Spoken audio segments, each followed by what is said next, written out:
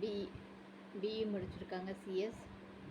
அப்பா பேர் மாதேஸ்வரன், அம்மா பேர் வந்து பார்த்திங்கன்னா தங்கமணி. 28 பிப்ரவரி 1994 பிறந்திருக்காங்க, திங்கட்கிழமை. இவங்க வந்து பார்த்திங்கன்னா ராசிபுரம், ஹஸ்த நட்சத்திரம், கன்னி ராசி, ரிஷப லக்னங்க. ராகு கேது ஜாதகம்.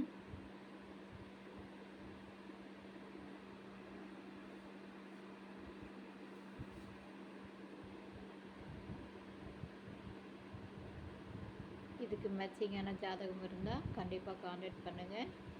பூர்ணிமாவது.